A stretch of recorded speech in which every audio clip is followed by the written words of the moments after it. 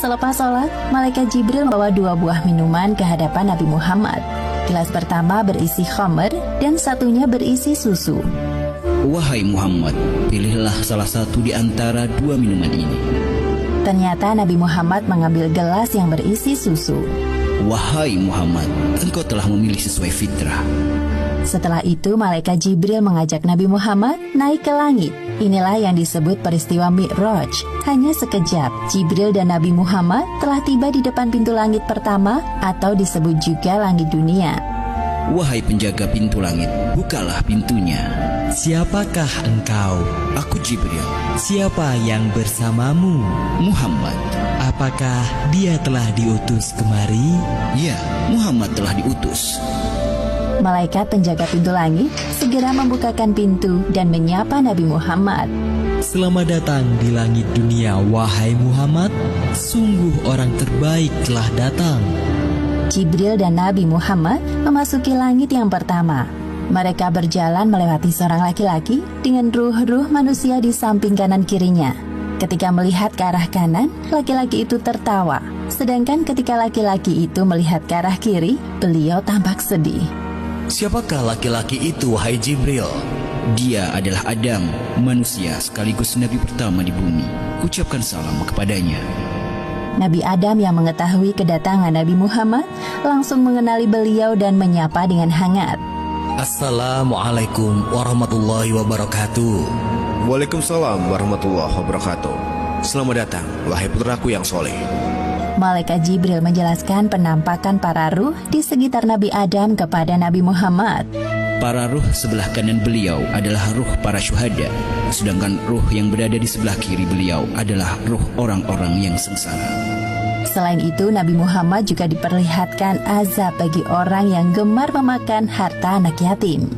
Selanjutnya, Jibril mengajak Nabi Muhammad untuk naik ke langit kedua. Jibril kembali meminta izin kepada malaikat penjaga pintu langit. Terjadi percakapan yang sama seperti sebelumnya. Sungguh tamu terbaik telah datang. Di langit kedua ini, Nabi Muhammad bertemu dengan Nabi Yahya dan Nabi Isa. Jibril mengingatkan Nabi Muhammad untuk menyapa keduanya. Assalamualaikum warahmatullahi wabarakatuh. Waalaikumsalam warahmatullahi wabarakatuh.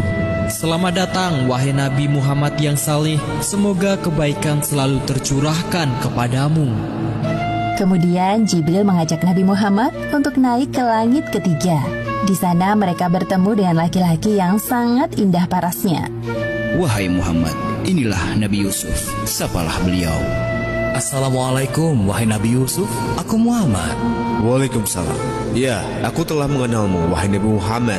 Semoga engkau selalu diliputi kebahagiaan. Lalu mereka naik ke langit keempat dan bertemu dengan Nabi Idris. Ternyata Nabi Idris telah mendengar tentang Nabi Muhammad dan mendoakan kebaikan untuk beliau. Selamat datang wahai saudaraku yang solih, Nabi yang salih. Semoga engkau selalu dilimpahkan kesehatan untuk berdakwah kepada umatmu. Selanjutnya Jibril dan Nabi Muhammad melanjutkan perjalanan menuju langit kelima. Di sana Nabi Muhammad melihat Nabi Harun dan menyapanya. Nabi Harun menyambut beliau dan mengakui kenabian Muhammad. Ketika sampai di langit keenam, Nabi Muhammad melihat sosok Nabi Musa. Nabi Musa membalas salam dan mengakui kenabian beliau. Namun tiba-tiba Nabi Musa menangis. Jibril yang penasaran bertanya kepadanya. Wahai Musa, mengapa engkau menangis? Aku menangis karena ternyata ada nabi yang diutus setelahku, tapi umatnya lebih banyak yang masuk surga dibandingkan umatku. Setelah berpamitan dengan Nabi Musa, Jibril mengajak Nabi Muhammad untuk naik ke langit ketujuh. Di sana mereka bertemu dengan Nabi Ibrahim. Ya Rasulullah, ini adalah Nabi Ibrahim, bapak para nabi. Selamat datang wahai cucuku yang saleh. Senang sekali berjumpa denganmu. Wahai Muhammad, sampaikan kepada umatmu salam dariku. Katakan kepada mereka bahwa surga itu nyata. Tanahnya subur, ada beraneka ragam tanaman tersedia untuk memanjakan mata dan lidah mereka. Semua hal yang mereka inginkan tersedia di surga.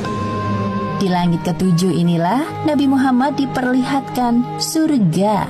Beliau masuk ke dalamnya dan tidak berhenti untuk bertasbih memuji kebesaran Allah Subhanahu wa Ta'ala. Subhanallah, Maha Suci Allah. Seusai berkeliling surga, tibalah saatnya bagi Nabi Muhammad untuk naik ke Sidratul Muntaha. Pada momentum ini, Jibril menampakkan wujud aslinya sebagai malaikat. Wahai Rasulullah, sebentar lagi engkau akan bertemu dengan Sang Penciptamu. Namun, aku tidak bisa mengantarmu.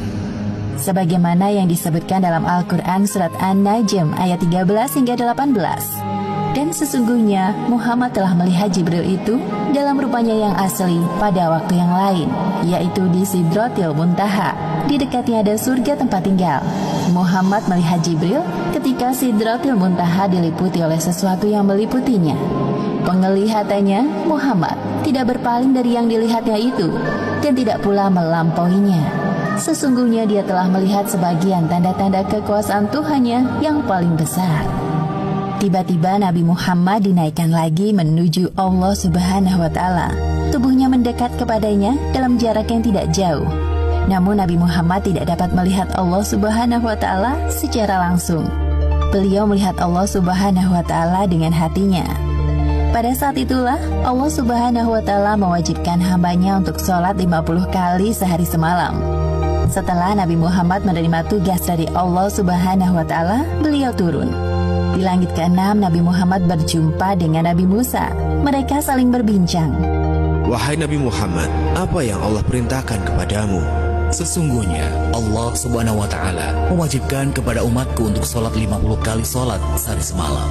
Kembalilah wahai Muhammad, mintalah keringanan kepada Allah. Aku yakin umatmu akan keberatan dengan hal ini. Nabi Muhammad mulai berpikir dan meminta pendapat Jibril, sedangkan Jibril menyetujui apapun keputusan Nabi. Akhirnya Nabi Muhammad kembali naik untuk menghadap Allah. Nabi Muhammad meminta keringanan untuk umatnya. Maka Allah Subhanahu wa Ta'ala meringankannya menjadi 10 waktu sholat. Kemudian Nabi Muhammad kembali ke langit ke-6 dan bertemu dengan Nabi Musa. Mendengar jawaban dari Nabi Muhammad, Nabi Musa menyuruh beliau untuk meminta keringanan lagi. Kembalilah kepada Rabb-Mu. Aku sangat yakin umatmu tidak akan sanggup melakukannya. Nabi Muhammad kembali menghadap Allah Subhanahu wa Ta'ala. Lalu Allah Subhanahu wa Ta'ala meringankan menjadi 5 kali waktu sholat. Nabi turun lagi ke langit ke-6. Di sana Nabi Musa telah menunggu Nabi Muhammad. Nabi Musa kembali menyarankan beliau untuk kembali meminta keringanan kepada Allah Subhanahu wa Ta'ala. Wahai Nabi Musa, aku telah malu kepada Robku. Aku rela dengan keputusan ini. Kemudian Nabi Muhammad berpamitan dengan Nabi Musa dan meneruskan perjalanan. Ketika itu terdengar suara dari langit. Wahai Muhammad, engkau telah menyetujui farduku dan aku telah memberikan keringanan untuk para hambaku. Perintah sholat 5 waktu nilai pahalanya sama seperti 50 waktu dalam sehari semalam. Allah Subhanahu wa Ta'ala sangat menyukai ibadah sholat karena membuat umatnya terus ingat kepadanya. Serangkaian perjalanan Isra Mi'raj Nabi Muhammad akhirnya usai. Setibanya di Masjidil Aqsa, Malaikat Jibril menghadirkan para ruh nabi-nabi terdahulu untuk menjadi makmum sholat Nabi Muhammad. Setelah itu, Nabi Muhammad naik ke punggung buruk untuk kembali ke Mekah dan tiba di sana sebelum pagi hari. Demikianlah akhir kisah peristiwa Isra Mi'raj yang menakjubkan. Hikmah yang dapat kita ambil dari kisah ini diantaranya: pertama, peristiwa Isra Mi'raj merupakan sebuah penghormatan dan penghibur bagi Nabi Muhammad setelah ditimpa ujian yang bertubi-tubi, seperti ditinggalnya Abu Thalib, Khadijah, penyerangan penduduk Taif. Namun beliau berhasil melewati semua itu dengan sabar dan tawakal. Kedua, hendaknya kita bergegas melaksanakan sholat ketika telah masuk waktu, karena Nabi Muhammad telah meminta keringanan kepada Allah Subhanahu wa Ta'ala untuk sholat hanya 5 kali sehari semalam. Wallahu a'lam bishawab.